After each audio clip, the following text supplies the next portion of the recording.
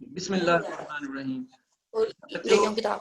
जो हमने last time start किया हुआ था वो प्री फॉर्मुलेशन एनालिसिस था। तो प्री फॉर्मुलेशन एनालिसिस को हमने प्रीवियसली डिवाइड किया था इनटू 3 सब पार्ट्स। उन 3 सब पार्ट्स में से पहला पार्ट जो था वो बल्क करेक्टराइजेशन था। बल्क करेक्टराइजेशन में हमने कुछ स्टेप्स पढ़े जो कि फिजिकली करेक्टराइजेशन के थे, उसके इसको हमने लैब में परफॉर्म भी किया। सेकेंडली दूसरा फिर हमने जो डिस्कस करना शुरू किया था वो सोलबिलिटी एनालिसिस था। सोलबिलिटी एनालिसिस में हमने फिर 4 पैरामीटर्स को डिस्कस किया, उनमें से लास्टली डिसोल्यूशन डिस्कस किया और फिर डिसोल्यूशन के कुछ प्रॉपर्टीज डिस्कस की। और फिर अब ये तीसरा पार्ट है जो कि हमारा स्टेबिलिटी एनालिसिस का है। ये भी हमने क्लास में थोड़ा सा डिस्कस करना शुरू किया। वो उसमें से हमने इसको थोड़ा सा इंट्रोड्यूस किया था। स्टेबिलिटी एनालिसिस को हमने कहा कि स्टेबिलिटी एनालिसिस में सबसे पहले 2 टर्म्स हैं, एक स्टेबिलिटी है और एक analysis. Analysis means we have to actually analyse और to check the concentration of the drug और to perform the assay. In the general way analysis is for assay. Assay perform करना है हमने ड्रग का, drug की quantity कितनी रहती है, ड्रग जितनी हमने ऐड की है वो क्वांटिटी वाइज उतनी है या नहीं है, ये एक ऐसे का बात है। स्टेबिलिटी स्टेबल से है। स्टेबल की property of being stable is known as stability. Stability means कि if a product retain its physical and chemical properties throughout a time period which is demonstrated, जो कि आपने कहा है, यानी कि फॉर एग्जांपल हमने कोई टेस्ट लगाया है तो हमने कहा ये 1 साल के लिए स्टेबल रहती है, हमने उसके ऊपर कोई शेल्फ लाइफ लिखी है, तो वो जो शेल्फ लाइफ उसके ऊपर हमने राइट की होती है वो शेल्फ लाइफ आपको उसकी प्रॉपर्टी की रिटेंशन का टाइम बताती है कि इतनी देर property, which property actually retain रखनी है, फिजिकल और केमिकल। कुछ फिजिकल प्रॉपर्टीज हैं, कुछ केमिकल प्रॉपर्टीज है। उसमें से मेजर प्रॉपर्टी जो है वो हमारा एपीआई है, इसकी कोई एपीआई की एक्टिविटी है, यानी कि उसकी कोई थेरापेटिक एफिकेसी है। सिमिलरली उसकी कोई टॉक्सिकोलॉजी है, टॉक्सिक प्रॉपर्टीज है। थर्डली उसमें कोई माइक्रोबायोलॉजिकल कंटेंट्स होते हैं, माइक्रोबायोलॉजी है उसकी, तो माइक्रोबायोलॉजी भी उतनी रहनी चाहिए, यानी कि उसमें कोई बायोबर्डन नहीं बढ़ना चाहिए, ना उसमें कोई माइक्रोऑर्गेनिज्म बढ़ने चाहिए, ना उसमें कम भी नहीं होने चाहिए जितने हमने डाले हुए। ये एक जनरली रिक्वायरमेंट है। तीसरा उसका कलर होता है, फिजिकल अपीयरेंस होती है, उसका टेक्सचर होता है, उसका टेस्ट होता है, ये जो आपको सामने फिजिकली नजर आता है, जो सेंसेस से नजर आता है। फोर्थली ये प्रॉपर्टी उसकी वैसी ही रहनी चाहिए। फॉर एग्जाम्पल हमने एक टैबलेट में वो वाइट इन कलर है, वो जो है स्मूथ नजर आती है, शाइनी सरफेस है उसकी, तो वो कभी भी डैम्प नहीं होनी चाहिए, वो कभी भी उसका कलर वाइट से वो ग्रे नहीं होना चाहिए या वो डार्कर नहीं होना चाहिए, कभी भी उसका कलर जो है वो उसकी जो अपीयरेंस है वो किसी तरह से वो चेंज नहीं होनी चाहिए, या उसमें कोई फिर थर्डली अगर हम उसको माइक्रोबायोलॉजिकल एनालिसिस करें तो उसकी माइक्रोबायोलॉजी सेम रहनी चाहिए। चौथा अगर हम उसको उसकी फार्माकोलॉजिकल एक्टिविटी करें तो वो फार्माकोलॉजिकल एक्टिविटी सेम रहनी चाहिए। पांचवा अगर हम उसको टॉक्सिकोलॉजिकली एवेल्युएट करें तो उसकी वो टॉक्सिक प्रॉपर्टीज भी सेम रहनी चाहिए।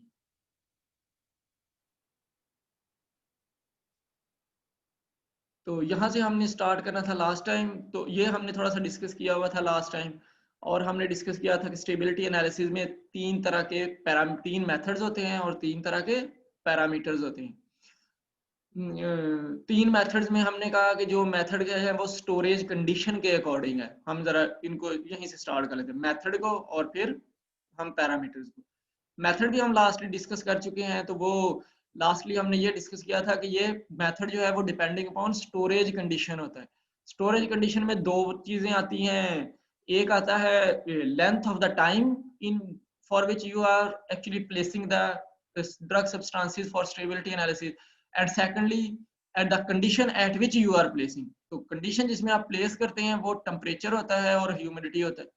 तो हम किसी टेम्परेचर पे और किसी ह्यूमिडिटी के ऊपर किसी भी चीज को स्टोर कर देते हैं, उसको रख देते हैं और उसके बाद हम उसको एनालाइज करते हैं। ये हमारा एक पार्ट है स्टेबिलिटी एनालिसिस का। और दूसरा फिर हम उसको किसी एक लेंथ ऑफ स्टोरेज टाइम के लिए रख देते हैं, लेंथ के लिए, यानी कि हमने 3 तरह की स्टेबिलिटी पढ़ी। एक लॉन्ग टर्म स्टेबिलिटी स्टडी है, एक जो है वो इंटरमीडिएट स्टेबिलिटी स्टडी है, एक एक्सेलरेटेड स्टेबिलिटी स्टडी है। ये इंटरमीडिएट और एक्सेलरेटेड में ही समझे जाते हैं। तो ये या फिर इंटरमीडिएट है या फिर हमारी लॉन्ग टर्म स्टेबिलिटी स्टडी है। लॉन्ग टर्म स्टेबिलिटी स्टडी जो है उसमें अगर हम लेंथ ऑफ स्टोरेज डिस्कस करें तो वो एटलीस्ट 12 मंथ्स होता है, तो मिनिमम 12 मंथ्स के लिए करना है। और अगर ये हमारी एक्सेलरेटेड है तो उसमें, और जो उसमें इंटरमीडिएट भी शामिल है, उसमें 6 मंथ्स होता है। तो उसको हमने एटलीस्ट 6 मंथ्स के लिए करना है।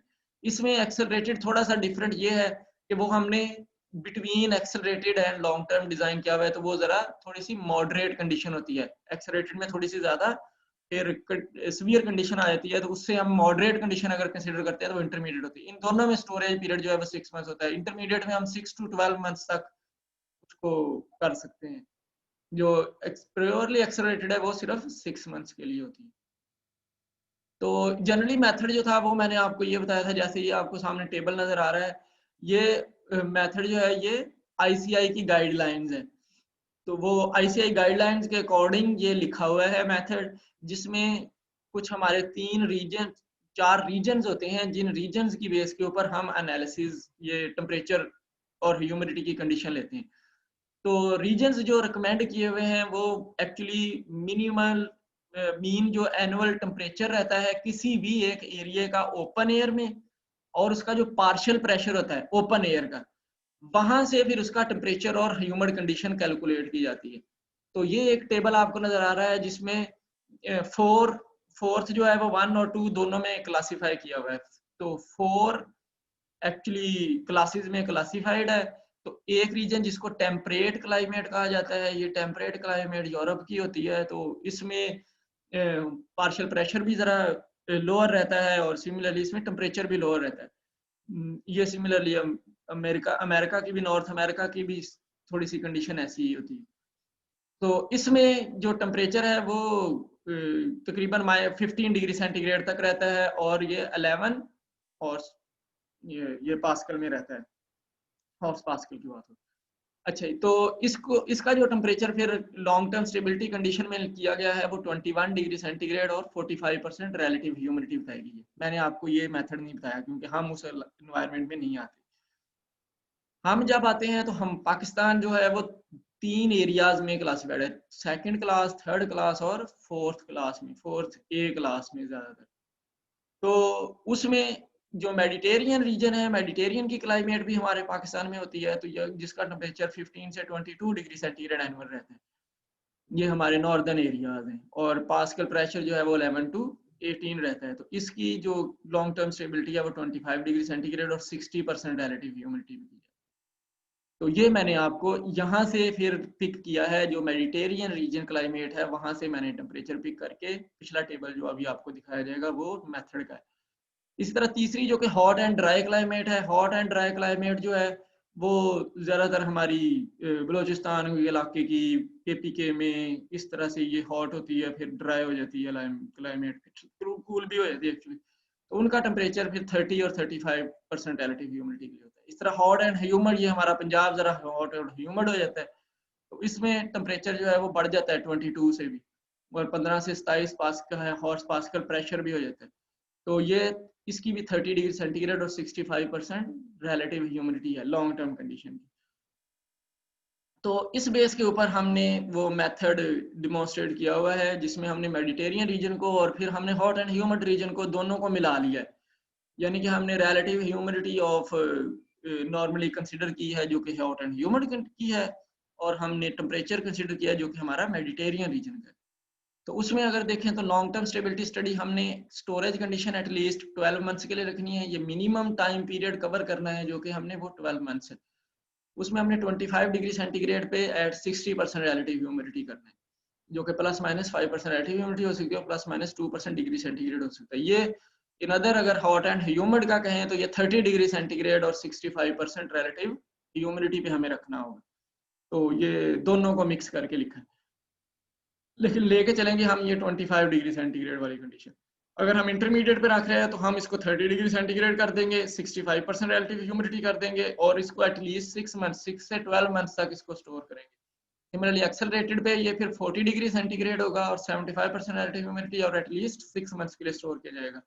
अगर एक प्रोडक्ट स्टेबल आती है होती है इसमें रूम टेम्परेचर में, ये रूम टेम्परेचर की कंडीशन है, तो फिर वो उसके ऊपर रूम टेम्परेचर के अकॉर्डिंग उसकी स्टेबिलिटी लगाई जाती है, जितने ड्यूरेशन के लिए वो स्टेबल आती है।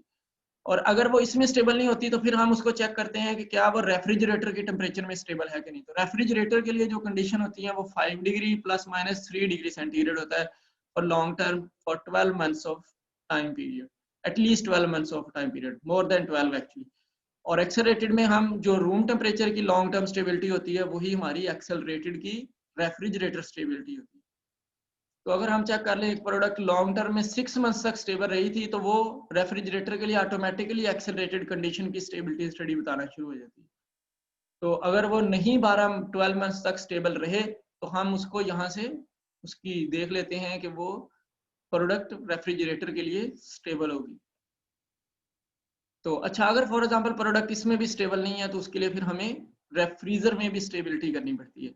तो फ्रीजर की सिर्फ लॉन्ग टर्म स्टेबिलिटी स्टडी होती है जो -20 डिग्री सेंटीग्रेड पे की जाती है फॉर एटलीस्ट 12 मंथ्स।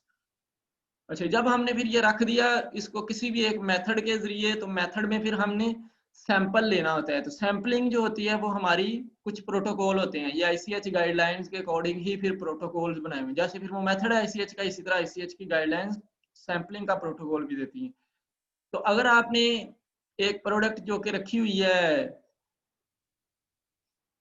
एक प्रोडक्ट जो कि आपने उसको 12 मंथ्स के लिए स्टोर किया हुआ है, तो उसमें आपने सैंपल विड्रॉ करना है एट 0 टाइम, जिस वक्त आपने इसको प्लेस किया है, आफ्टर 3 मंथ्स देन, फिर after 6 months then, and then after 9 months, and then 12 months. ये आपका प्रोटोकॉल होता है। तो इसको अगर हम लेके आए इनटू 6 मंथ्स, तो 6 मंथ्स में आपने एवरी 3 मंथ्स अगर करेंगे तो वो 3 और 6 मंथ्स का बन जाएगा। लेकिन अगर आप इसको 2 मंथ्स पे करेंगे तो 2 मंथ्स, 4 मंथ्स और 6 मंथ्स के 3 सैंपल बन जाएंगे। तो 0 का तो एक शामिल होता है, 0, 3, 6 हो सकता है आपका, 3 सैंपल हो सकते हैं, या फिर 0, 2, 4, 6 हो सकते हैं जो कि आपके 4 सैंपल हो सकते हैं। तो आप 4 सैंपल या 3 सैंपल के साथ उसको परफॉर्म कर सकते हैं। ये एक्सेलरेटेड है। लॉन्ग टर्म में आप इसी तरह 3 मंथ्स के गैप के ऊपर आगे लेके चलते हैं, जितनी देर टाइम के लिए भी आपने करना है उसको, यानी कि आपने 24 मंथ्स के लिए करना है तो आप पहले ईयर में 0, 3, 6, 9, 12 पे करेंगे, अगले में फिर 6 मंथ्स का गैप डाल देंगे, फिर आप उसको 18 और आप फिर 24 पे करेंगे। अगर आपने उसको अगले साल भी, थर्ड साल के लिए भी करना है, तो फिर आप उसको टोटली 36 पे सैंपल लेंगे, उसका आप फिर इंटरमीडिएट दरमियान में नहीं लेंगे। तो ये कुछ सैम्पलिंग प्रोटोकॉल होते हैं। अच्छा, 3 पैरामीटर्स हमने डिस्कस किए थे। तो 3 पैरामीटर्स होते हैं स्टेबिलिटी स्टडीज। पैरामीटर से मुराद जिन बेसिस के ऊपर हमने स्टेबिलिटी का एनालिसिस करना है वो उसके पैरामीटर्स हैं। तो पैरामीटर्स 3 है। एक है स्टेबिलिटी ऑफ टॉक्सिकोलॉजिकल फॉर्मुलेशन, कि हमने प्रोडक्ट की टॉक्सिक प्रॉपर्टीज को, उसके एडवर्स ड्रग रिएक्शंस को, वो हमने मॉनिटर करना है, कि हम मॉनिटर करें उसकी जो एडीआरस रहते हैं या उसकी जो LD50 है वो हम मॉनिटर करें। तो वो क्या, जब स्टोर किया जाता है एट डिफरेंट स्टोरेज टेम्परेचर, जो कि हम मेथड में डिस्कस कर रहे हैं, मेथड के अकॉर्डिंग, या फिर हम उसको किसी सब पैरामीटर के ऊपर स्टोर कर रहे हैं, जिनमें सब पैरामीटर में हमारा टेम्परेचर शामिल होता है, पीएच शामिल होती है, ऑक्सीजन शामिल होती है, या लाइट सोर्स शामिल होता है। तो अगर हमने उसको इस सब पैरामीटर में, इस पैरामीटर के अकॉर्डिंग हमने स्टेबिलिटी स्टडी की है जो कि टॉक्सिकोलॉजिकल फॉर्मुलेशन की है, तो उसकी LD50 सेम रहनी चाहिए, वो नहीं बढ़नी चाहिए या वो कम नहीं हो जानी चाहिए। और सिमिलरली उसके एडीआर जो रिपोर्ट हो रहे हैं वो एडीआर भी सेम रहने चाहिए। ये कहलाएगा स्टेबिलिटी ऑफ टॉक्सिकोलॉजिकल फॉर्मुलेशन। तो हमने एक फॉर्मुलेशन बना लेनी है इसी तरह से, चाहे वो लिक्विड है चाहे सॉलिड है। तो जैसे लिक्विड स्टेट सॉलिड स्टेबिलिटी करनी है, सॉलिड स्टेट स्टेबिलिटी, इस तरह उसकी टॉक्सिकोलॉजी करनी है। तो ये इसलिए अलग किया गया है क्योंकि ये एक सेकंड पैरामीटर, एक थर्ड पैरामीटर बन जाता है जो कि टेस्ट करना है। तो प्राइमरीली 2 पैरामीटर्स होते हैं जिसमें हम फॉर्मुलेशन को डिजाइन करते हैं। एक लिक्विड स्टेट स्टेबिलिटी स्टडी कहलाता है, यानी कि हमने ड्रग को सॉल्यूशन स्टेट में कन्वर्ट कर देना है, यानी कि हम उसमें कुछ सॉल्वेंट्स यूज करेंगे, यानी कि वो एक कोई प्राइमरी सॉल्वेंट हमारा जो होता है वो वाटर होता है, वाटर होगा, और उसके साथ फिर कोई को सॉल्वेंट होगा उसकी सॉल्युबिलिटी को मेंटेन करने के लिए, यानी कि सॉल्यूशन फॉर्म को मेंटेन करने के लिए। और सिमिलरली अगर हमने पेरेंट्रल लगाना है तो वो पेरेंट्रल के लिए उसमें फिर कोई आयनिक स्ट्रेंथ भी होगी, कांस्टेंट आयनिक स्ट्रेंथ भी बनाई हुई होगी हमने, जितनी पेरेंट्रल के लिए होती है।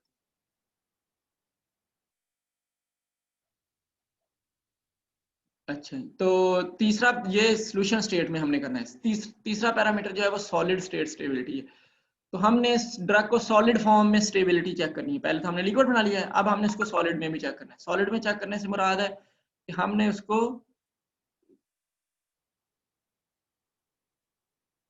डिफरेंट एक्सीपिएंट के साथ भी ब्लेंड कर देना है। डिफरेंट एक्सीपिएंट के साथ ब्लेंड करने से वो उसकी हम कंपैटिबिलिटी देख लेंगे कि जब हम उसको स्टोर करेंगे सारे पैरामीटर्स पे, सब पैरामीटर्स पे भी और मेथड पे भी, मेथड पे और सब पैरामीटर पे, दोनों पे जब हम इसको स्टोर करेंगे तो क्या वो एक्सिपिएंट के साथ कंपैटिबल रहता है या कोई रिएक्ट कर जाता है। दूसरा हम स्टोरेज कंडीशन पे देखेंगे कि क्या स्टोरेज कंडीशन पे वो इन स्टोरेज कंडीशन पे जो कि थर्मल की स्टोरेज कंडीशन थी, ऑक्सीजन की स्टोरेज कंडीशन थी, फोटोस लाइट की स्टोरेज कंडीशन थी, उसके ऊपर वो सॉलिड फॉर्म में ड्रग स्टेबल रहती है या नहीं रहती, ये सॉलिड स्टेट स्टेबिलिटी का। तो सब पैरामीटर्स जैसे मैंने आपको बताया ये 4 हैं। हम थर्मल स्ट्रेस टेस्टिंग करते हैं। नॉर्मली ये thermal stress testing solid form में की जाती है। Thermal stress testing liquid state में नहीं की जाती, क्योंकि लिक्विड जो है वो या तो डिसॉल्वेबल हो जाते हैं बहुत से ऐसे मटेरियल, या फिर वो रिएक्टेबल हो जाते हैं, वो फिर फॉर्म चेंज कर देते हैं। इसलिए सॉलिड के लिए हम थर्मल स्ट्रेस टेस्टिंग भी कहते हैं। For liquid thermal stress testing जो है वो हमारे मेथड की ही टेस्टिंग है, उसमें कोई और थर्मल स्ट्रेस टेस्टिंग शामिल नहीं है। सेकंड सब पैरामीटर जो है वो पीएच स्ट्रेस टेस्टिंग है। तो पीएच स्ट्रेस टेस्टिंग में हम पीएच डेवलप करेंगे जो कि pH from acidic to basic तक जाएगी, यानी कि ये हमने सारे अपने बॉडी की फिजियोलॉजिकल बॉडी की पीएच लेनी है। तो स्टमक में 1.2 है तो वो एसिडिक है। तो इसी तरह से जो हमारा ऑरल कैविटी है, ऑरल कैविटी की जो है हमारी वो तकरीबन 5.8 के राउंड अबाउट है। इसी तरह हमारा जो लार्ज स्मॉल इंटेस्टाइन है उसकी पीएच बेसिक होती है 7.4 के राउंड अबाउट है। 6.8 से शुरू होकर 7.4 तक होती है। और जो लार्ज इंटेस्टाइन है वो मेनली न्यूट्रल होता है, वो 7 तक पीएच होती है। और सिग्मोइड 8 से 9 तक की पीएच होती है। तो ब्लड जो ले लें, ब्लड की पीएच 7.4 होती है। इसी तरह से जब कोई डिजीज टिश्यू होता है तो उसकी 4 पीएच से 5.8 तक पीएच डेवलप होती है डिजीज की। हम डिजीज्ड ऑर्गन को भी उसी पीएच के ऊपर एनालिसिस कर सकते हैं। तो इस तरह हम यानी कि ड्रग को, क्योंकि उसमें पहुंचना भी है किसी एक, अगर हमने इसको टारगेट किया हुआ है तो किसी एक साइड के ऊपर जिसकी कोई पीएच होगी तो क्या वहां पे वो स्टेबल रहेगी नहीं रहेगी। तो ये पीएच स्ट्रेस टेस्टिंग इसलिए होती है। Third one is oxidative stress testing. हम ऑक्सीजन की प्रेजेंस में चेक करेंगे कि क्या ऑक्सीजन की प्रेजेंस में ड्रग स्टेबल रहती है या नहीं रहती। एडिशनली उसके ऊपर वो स्टोरेज कंडीशन भी होंगी, और in the case of liquid state वो सॉल्वेंट के साथ ब्लेंड की हुई है, और in the state of solid वो ऑक्सीपेंट के साथ ब्लेंड की हुई है। तो हम देखेंगे कि क्या वो ऑक्सीजन की प्रेजेंस में और in the presence of other materials या एक्सिपिएंट्स जो कि उसके साथ प्रेजेंट है उसमें स्टेबल रहती है नहीं रहती। ऑक्सीडेटिव डिग्रेडेशन के लिए लाइट का होना जरूरी होता है। तो लाइट क्योंकि एक जब उसके ऊपर फॉल करती है तो रेडिकल्स बनते हैं, रेडिकल्स फिर ऑक्सीडेटिव डिग्रेडेशन, रेडिकल्स का रिएक्शन होता है ऑक्सीजन के साथ जो कि ऑक्सीडेटिव रिएक्शन, या क्योंकि इलेक्ट्रॉन का ट्रांसफर का प्रॉब्लम होता है तो वो जब तक लाइट नहीं होगी तो वो उसको एनर्जी नहीं मिलती। तो फोटोस्टेबिलिटी लाइट से रिलेटेड नहीं है, एक्चुअली तो लाइट स्ट्रेस टेस्टिंग है, लेकिन ये लाइट से रिलेटेड नहीं है। ये रिलेटेड है टू स्पेसिफिक वेवलेंथ जो कि नॉर्मली रीच करती रहती हैं। उनमें एक सिंपल लाइट नहीं बात नहीं करी, यानी कि ये सिर्फ और सिर्फ सिंपल जो हमारी विजिबल लाइट है उसकी बात नहीं की जा रही। ये जो बात की जाती है ये हमारी यूवी लाइट की भी बात की जाती है और इंफ्रारेड की भी बात की जाती है। तो वो वेव्स जो इंफ्रारेड अर्थ तक रीच करते हैं उनका सोर्स भी लगाना होता है हमने, और वो वेव्स जो कि यूवी की रीच करती हैं, यानी कि 254 की रीच करती हैं, 366 की रीच करती हैं। इस तरह आईआर में अगर हम कहें तो आईआर में 458, 460, 570 ये रीच करती हैं। तो ये हमने रखने होते हैं, इनको हम नॉर्मली उसकी लैंप में लगा लेते हैं जो विजिबल का लैंप होता है। विजिबल का लैंप 600 तक भी जाता है, तो वो 600 वाला लैंप लगा लेते हैं। तो उसमें ये वाली वेवलेंथ भी आ जाती है जो कि नियर इंफ्रारेड की वेवलेंथ होती है। तो ये हमारा, इसके ऊपर हम टेस्ट करेंगे तो ये फोटो स्टेबिलिटी एनालिसिस कहलाएगा। अच्छा, starting with the first parameter जो कि है स्टेबिलिटी ऑफ टॉक्सिकोलॉजिकल फॉर्मुलेशंस। तो ये तो एक आसान सा है, हमने प्रिपरेशन को बनाना है in the form of solid state preparation और in the form of liquid state preparation, यानी कि हमने या तो उसका सोल्यूशन बना लेना है या हमने उसको ब्लेंड कर लेना है विद एक्सिपिएंट्स। उस फॉर्म में जिस फॉर्म में हम उसको एडमिनिस्टर कर सकते हैं वो एडमिनिस्ट्रेबल है, या वो इंजेक्टेबल है, या वो ओरली एडमिनिस्ट्रेबल है, या वो स्किन के ऊपर प्लेसेबल है, स्किन के ऊपर अप्लाइएबल है। इस फॉर्म में हमने बना लेना है। तो हमने फिर उससे देखना है एनिमल्स में, या ये मॉडल हो सकता है हमारा जो कि हमने इन विट्रो बनाया हुआ हो सकता है, कोई भी एक मॉडल में, कि क्या उस डोज से जो एडीआर प्रोड्यूस होने थे वो एनिमल में या उस मॉडल में सेल में या टिश्यू में वो सेम रहते हैं या नहीं रहते। सेल का डैमेज होता है या सेल का डैमेज नहीं होता। पहले वो जो प्लेन ड्रग के साथ हमने एनालिसिस किया था, क्या जितना सेल डैमेज वो करती थी या टिश्यू डैमेज वो करती थी, उतना ही डैमेज ये कर रही है, और जो एडवर्स रिएक्शन वो प्रमोट कर रही थी उतना ही कर रही है कि नहीं कर रही। तो वो फिर डोज हमने देखनी है उसकी। ये तो हमने उसके टॉक्सिक लिमिट ऑफ डोज देखनी है कि उस डोज के ऊपर वो कितनी टॉक्सिक इफेक्ट्स दे रही है। और फिर हमने उसकी डोज की स्टेबिलिटी भी देखनी है टॉक्सिक डोज की। वो ये है कि डोज जिसके ऊपर वो रिस्क टू बेनिफिट रेशियो जिसके सेम रहते हैं, वो उसकी LD50 स्टेबल रहेगी। अगर लेकिन वो पॉजिटिव होना शुरू हो जाएंगे, यानी कि बढ़ना शुरू हो जाएंगे, तो टॉक्सिक रिस्पॉन्सेज रिस्क बढ़ना शुरू हो जाएगा बेनिफिट रेशियो से, तो वो LD50 यानी कि LD50 की अमाउंट डिक्रीज होना शुरू होगी, LD50 कम वैल्यू पे आना शुरू होगी। तो ये हम दो चीजें देखते हैं। तो दो पैरामीटर्स के ऊपर टॉक्सिकोलॉजिकल एनालिसिस होगा। एक toxic limit of the dose के डोज की कितनी लिमिट है, डोज कितनी टॉक्सिसिटी देती है, और दूसरा हमने उसकी डोज चेक करनी है कि कितनी डोज टॉक्सिक है और वो डोज स्टेबल रहती है कि नहीं रहती।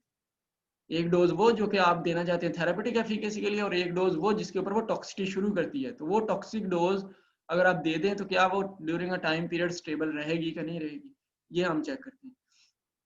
तो ये रिस्पांस हम चेक करते हैं सोल्यूशन में, जब हम उसको या फिर हम उसको जब एक्सिपेंट के साथ ब्लेंड कर लेते हैं एट अ टाइम जिसमें हमने उसको स्टोर किया हुआ था। और ये एनालिसिस नॉर्मली एनिमल्स के ऊपर किया जाता है। इसको हम कहते हैं stability of toxicological formulations. Second जो हमारी स्टेबिलिटी स्टडी है उसको हम कहते हैं liquid state stability study. Liquid state stability study में हम कहते हैं कि हमने प्रोडक्ट को, ड्रग को लिक्विड फॉर्म में कन्वर्ट कर लेना है। तो लिक्विड फॉर्म इसलिए जरूरी होती है क्योंकि हमने डेजिग्नेट करनी है अपनी फार्मूलेशन जो कि आइदर लिक्विड फॉर्म की होगी, यानी कि वो सिरप होगा, सस्पेंशन होगी, इमल्शन होगा, लोशन होगा, या सेमी सॉलिड भी फॉर एग्जांपल होगी। तो ये हमारी प्रिपरेशन होगी जो कि इंटेंडेड फॉर एडमिनिस्ट्रेशन है, या ये इंजेक्टेबल होगा तो ये इंटेंडेड फॉर एडमिनिस्ट्रेशन है। इसी तरह से सिमिलरली अगर हमने सॉलिड भी बना लिया है एक डोजेज फॉर्म, तो सॉलिड अगर हमने बना लिया है वो हमने एडमिनिस्टर की है, तो उसने जीआईटी में जाके अपनी सोल्यूशन में डिसॉल्व करना है। जब उसने जीआईटी में डिसॉल्व करना है तो वो डिसॉल्व करने के बाद उसने कन्वर्ट हो जाना है इनटू लिक्विड स्टेट। तो इसलिए लिक्विड स्टेट में जब उसने कन्वर्ट हो जाना है तो फिर हमें उसको लिक्विड स्टेट में भी रखना चाहिए। उसको हमने चेक करना चाहिए कि वो सॉलिड भी लिक्विड स्टेट में कन्वर्ट हो जाता है, तो वो लिक्विड स्टेट फॉर्म में हम उसकी स्टेबिलिटी चेक करेंगे। अच्छा, दूसरा जब हमने फिर इसको लिक्विड में कन्वर्ट करना है, तो ये तो है हमारी सोल्यूशन फॉर्म। तो जब हमने सोल्यूशन फॉर्म को फिर कन्वर्ट करना है ड्रग को सोल्यूशन फॉर्म में, तो उसके लिए फिर हमें चाहिए बफर्स चाहिए। बफर्स जो कि एक्वस बफर्स हैं, तो हमें एक्वस बफर्स चाहिए। एक्वस बफर्स जिनकी फिर पीएच जो होनी चाहिए वो तकरीबन पीएच 1 to 8 होनी चाहिए। तो इतनी वैरायटी के ऊपर हमने एक बफर्स कंसीडर करने हैं। और सेकेंडली उसमें हमने कांस्टेंट लेवल ऑफ ड्रग रखना है, ड्रग का लेवल चेंज नहीं होगा। कोई को सॉल्वेंट सेलेक्ट करना है और कोई आयनिक स्ट्रेंथ भी डिमॉन्स्ट्रेट करनी है। तो ये कांस्टेंट लेवल ऑफ ड्रग से मुराद है कि आपने एक ही जितने का सोल्यूशन हर पीएच के ऊपर बनाना है, यानी कि हम सॉल्युबिलिटी के ऊपर नहीं कर रहे ये काम। सॉल्युबिलिटी जो है वो डिफर करती है जब हम डिफरेंट सॉल्वेंट में उसको डिसॉल्व करते हैं। ये आपने लैब भी की थी, तो लैब में भी आपको पता लगा होगा कि ड्रग की सॉल्युबिलिटी कम या ज्यादा होती है किसी एक पीएच के सोल्यूशन में। तो अगर हम उसके ऊपर करेंगे तो वो फिर मसला है। तो हमने एक ही लेवल की ड्रग डिसॉल्व करनी है। फॉर एग्जांपल मैंने कहा 100 मिलीग्राम ड्रग डिसॉल्व करनी है, तो हर पीएच के सोल्यूशन में 100 मिलीग्राम ड्रग डिसॉल्व की जाएगी। अगर वो डिसॉल्व नहीं हो रही तो हम उसके लिए को सॉल्वेंट डालेंगे, जिस को सॉल्वेंट को डाल के वो डिसॉल्व हो जाएगी। तो इसलिए को सॉल्वेंट का रोल है। तो को सॉल्वेंट जैसे अल्कोहल्स होते हैं या हमारे क्लोरोफॉर्म्स होते हैं, इनको हम डाल के उसकी सॉल्युबिलिटी मेंटेन करते हैं। और फिर एक आयनिक स्ट्रेंथ जो है वो, क्योंकि हम अगर पेरेंटल फॉर्मुलेशन बना रहे हैं इसकी जो कि लिक्विड डोजेज फॉर्म है, तो उसमें हमें उसको आइसोटोनिक भी करना होगा। तो आइसोटोनिक करने के लिए उसमें जो आइसोटोनिसिटी की वैल्यू है वो 0.9% NaCl सोल्यूशन है, तो उसको भी उसकी कंसंट्रेशन आयनिक स्ट्रेंथ भी 0.9% NaCl होनी चाहिए। तो जब 0.9% NaCl होनी चाहिए तो इसका मतलब है वो फिर आयनिक स्ट्रेंथ उसमें हमने ड्रग के जो लेवल है वो भी कोई आयन बता रहा है। फिर हमने जब उसमें बफर डाला हुआ तो बफर के कुछ इंग्रेडिएंट्स वो भी कोई आयनिक स्ट्रेंथ डिमॉन्स्ट्रेट कर रहे हैं। तो फिर हमने कैलकुलेट करना है कि कितनी और आयनिक स्ट्रेंथ डाली जाएगी, कितने और आयन्स डाले जाएंगे। फॉर एग्जांपल बोरिक एसिड डाला जाएगा, डेक्सट्रोज डाला जाएगा, NaCl डाला जाएगा, तो कितना डाला जाएगा कि उसकी आयनिक स्ट्रेंथ आइसोटोनिक हो जाएगी। तो इसको हम कहते हैं उसकी, इसको हम सेकेंडली कहते हैं कि ये हमारा जो बन गया है वो कांस्टेंट आयनिक स्ट्रेंथ का बन गया।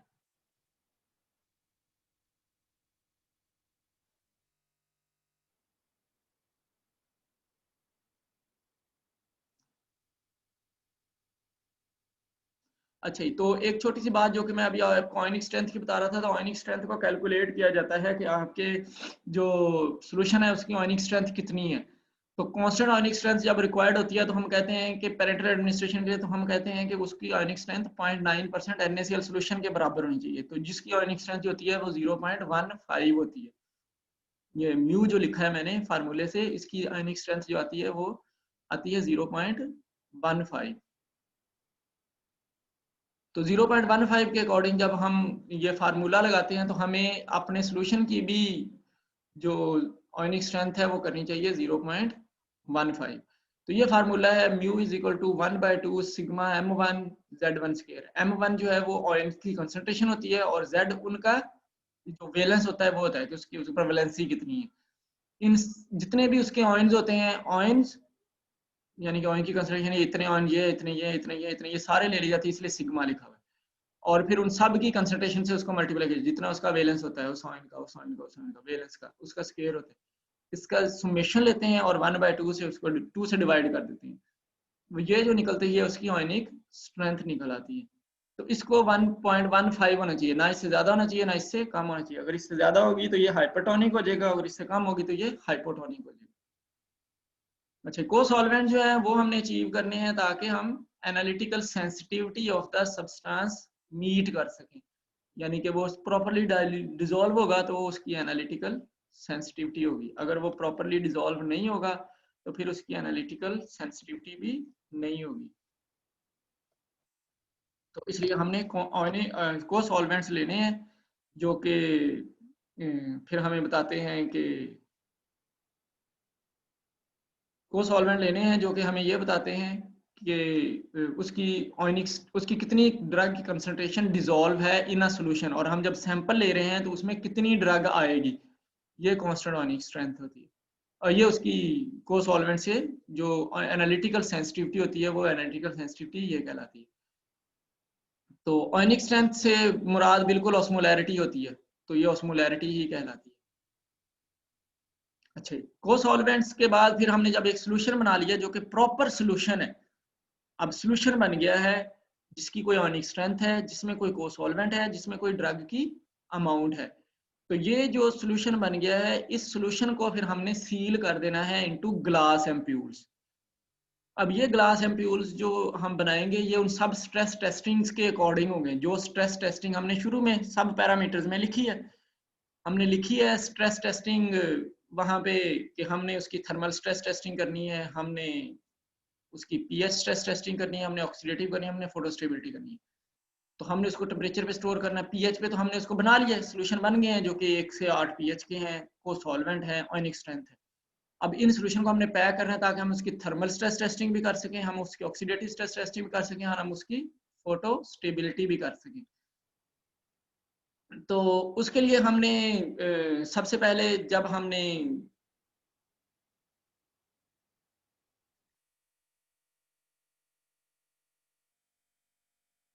सबसे पहले फिर काम करना है, क्योंकि पीएच स्ट्रेस टेस्टिंग हो गया, थर्मल के लिए हम लिक्विड की तो थर्मल स्ट्रेस टेस्टिंग नहीं करते, हम उसको सिर्फ मेथड के ऊपर स्टोर करते हैं।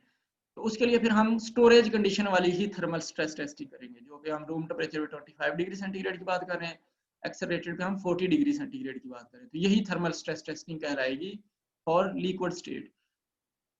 तो तीसरी बात जो है उसके लिए हमने, क्योंकि दूसरी में हमने पीएच बना ली उसकी, तीसरी बात उसकी ऑक्सीडेटिव स्ट्रेस टेस्टिंग है। तो ऑक्सीडेटिव डिग्रेडेशन एनालिसिस के लिए हमने उसमें ऑक्सीजन को इंट्रोड्यूस करना है। तो नॉर्मली अगर हम एम्प्यूल को पैक कर देंगे, जो कि हमने यहाँ पे पैक कर दिया है उसको ग्लास एम्प्यूल में, तो हम उसको पैक करते हैं फ्लेम सीलिंग से, तो उसके ऊपर एक हेड स्पेस बच जाती है।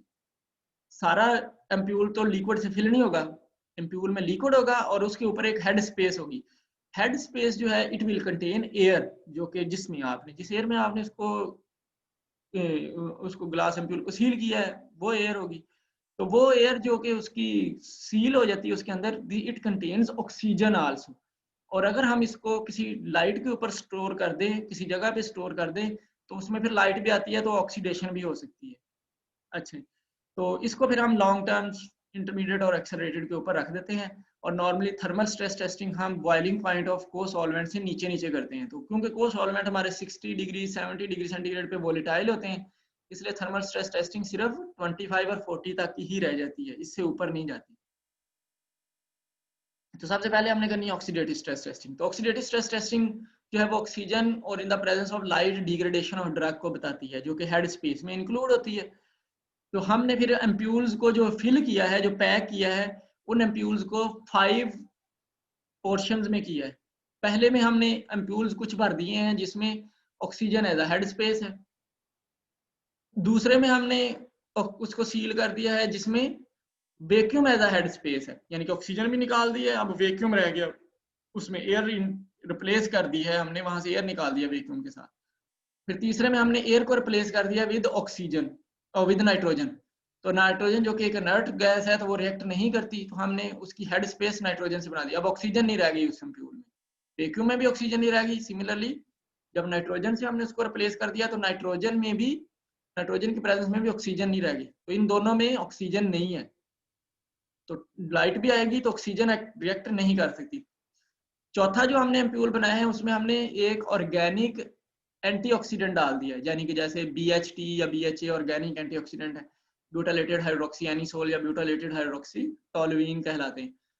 ये हमने एंटीऑक्सीडेंट मिक्स किए हैं सोल्यूशन के अंदर, और हमने ग्लास का एम्प्यूल में हेड स्पेस ऑक्सीजन ही रहने दी है, हमने वो रिप्लेस नहीं की विद वैक्यूम एंड नाइट्रोजन। दूसरा और तीसरा काम नहीं किया, पहले वाला एम्प्यूल है उसमें हमने ऑर्गेनिक एंटीऑक्सीडेंट डाल दिए और ये सील कर दिया।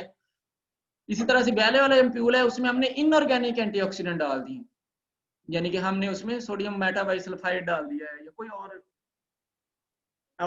इनऑर्गेनिक एंटीऑक्सीडेंट आप डाल दें उसमें, वो हमने डाल दिया है। तो इस तरह से हमने ये 5 एम्प्यूल सील कर लिए हैं डिफरेंट। इनको हमने स्टेबिलिटी मेथड के ऊपर स्टोर कर देना है, इसको हम कहेंगे ऑक्सीडेटिव डिग्रेडेशन एनालिसिस। अच्छा, तो जब हम चेक करेंगे तो उसके बाद क्या आएगा, अगर हमने चेक किया तो वो वाला एम्प्यूल जो कि हमने सबसे पहले रखा हुआ था, फॉर एग्जांपल इसमें ड्रग हमने एनालाइज की तो ड्रग जो है वो डिग्रेड कर गई है, ड्रग डिग्रेड कर गई है, it means drug in the presence of oxygen stable नहीं है, नंबर 1। नंबर 2, या वो in the presence of solvent stable नहीं है। नंबर 3, या वो इन द प्रेजेंस ऑफ को सॉल्वेंट स्टेबल नहीं है। ये 3 बातें आएंगी वहां से, कि या तो प्रेजेंस ऑफ ऑक्सीजन की वजह से स्टेबल नहीं है, या वो सॉल्वेंट की वजह से स्टेबल नहीं है, या वो किसी पीएच की वजह से स्टेबल नहीं है। अच्छा, इसीलिए फिर हम दूसरे एम्प्यूल को देखेंगे, अगर पहले में वो डिग्रेड कर गया तो हम सेकंड एम्प्यूल को देखेंगे। सेकंड एम्प्यूल जो है उसके अंदर वैक्यूम था तो उसमें ऑक्सीजन तो थी नहीं, अगर स्टिल इसमें ड्रग डिग्रेड कर गया तो इट मींस कि वो डिग्रेडेशन सॉल्वेंट की वजह से हुई है, अंडरस्टैंडेबल, सॉल्वेंट या पीएच की वजह से हुई है।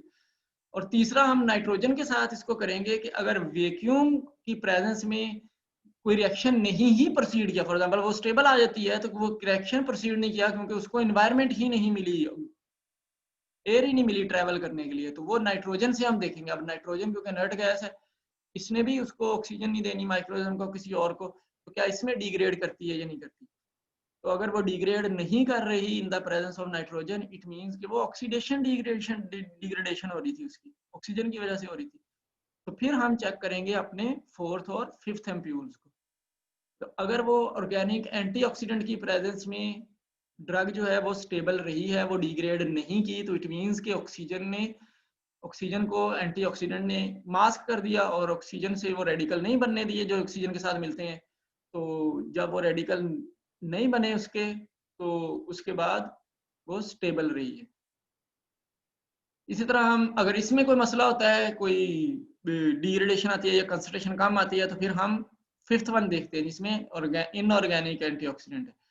अगर उसमें स्टेबल रहती है तो फिर हम वो चूज कर लेंगे। तो सीक्वेंस ये बनेगा कि अगर ड्रग स्टेबल है in the presence of oxygen तो फिर हमें कोई भी जरूरत नहीं है उसको वैक्यूम, नाइट्रोजन, हेड स्पेस या फिर एंटीऑक्सीडेंट कोई भी डालने की। लेकिन अगर वो स्टेबल नहीं है तो फिर चेक करेंगे नाइट्रोजन और वैक्यूम में स्टेबिलिटी। तो अगर वो डिग्रेडेशन इसमें भी हो रही है तो इसका मतलब है ऑक्सीजन और नाइट्रोजन और वैक्यूम नहीं, हमने सॉल्वेंट जो चूज किया है उसमें वो डिग्रेडेशन हो रही है। तो दूसरे सॉल्वेंट देख लेंगे किसमें वो स्टेबल रहती है, तो हम उसकी पीएच भी डेमोंस्ट्रेट कर देंगे, इसके ऊपर हम इसको बना सकते हैं। तो ये तो दूसरी बात होगी। अगर थर्डली वो इनमें स्टेबल है, नाइट्रोजन और वैक्यूम में वो स्टेबल है, लेकिन प्रेजेंस ऑफ ऑक्सीजन में वो अनस्टेबल है, तो वो ऑक्सीजन की वजह से डिग्रेड हो रही है। तो फिर हम देखेंगे कि यार वो एंटीऑक्सीडेंट जो एंटीऑक्सीडेंट है उनमें से स्टेबल है या नहीं है। तो जिसमें स्टेबल है तो हम वो प्रपोज कर देंगे कि ये सोल्यूशन फॉर्म में इस पीएच के सोल्यूशन के अंदर स्टेबल रहेगी, इस तरह के एंटीऑक्सीडेंट के साथ ये स्टेबल रहेगी। या फिर अगर वो ऑक्सीजन की प्रेजेंस में स्टेबल थी तो फिर वो विदाउट एनी ऑक्सीडेंट भी स्टेबल रहेगी। तो अगर फिर हमने ये फाइंड करना है कि नाइट्रोजन और वैक्यूम में डिग्रेड की थी, तो हम फिर डिग्रेडेशन उसकी इनकम्पैटिबिलिटी एनालिसिस करते हैं।